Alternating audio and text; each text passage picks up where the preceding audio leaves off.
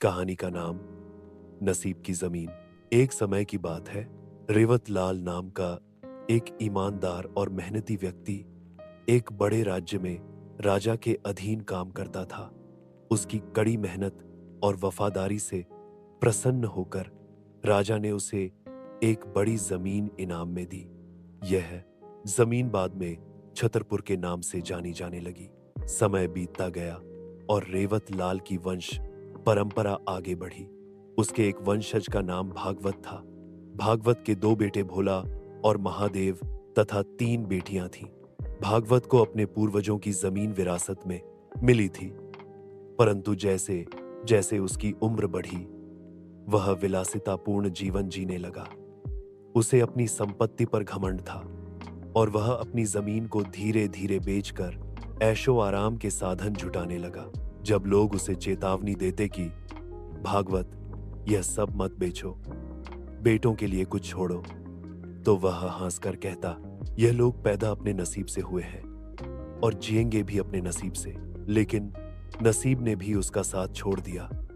जमीन बिकती गई, शौक पूरे होते गए और एक दिन ऐसा आया जब उसकी पूरी जायदाद खत्म हो गई। इस सदमे को वह सहन नहीं कर सका और एक दिन अकाल मृत्यु को प्राप्त हो गया। अब कहानी मोड़ लेती है। भागवत के दोनों बेटे भोला और महादेव कैसे जीवन जीते हैं? क्या वे अपने पिता की गलतियों से सबक लेते हैं? क्या वे फिर से अपनी विरासत को खड़ा कर पाते हैं? नसीब का खेल, भाग 2, टूटी उम्मीदें और नई राहें। भागवत के मृत्यु से पहले ही उसके चचेरे भाई ने चालाकी से उसकी सारी संपत्ति अपने नाम करवा ली। वह बड़ी माया और मीठे वचनों में माहिर था। उसने भागवत को दिलासा दिया, भाई चिंता मत कर, जब भी जरूरत होगी मैं तुम्हारे साथ खड़ा रहूंगा। तुम्हारे बच्चों को मेरी छाया में कभी कोई तकलीफ नहीं होगी। लेकिन जैसे ही भागवत की मृत्यु हुई, वह सारे वादों से मुकर गया। संपत्ति पर अकेले कब्जा जमा लिया और भोला महादेव को घर से बेदखल कर दिया। गांव वालों ने भी चुप्पी साध ली। दौलत के आगे रिश्ते छोटे पड़ जाते हैं। भोला और महादेव अचानक ही फाकाकशी की हालत में आ गए।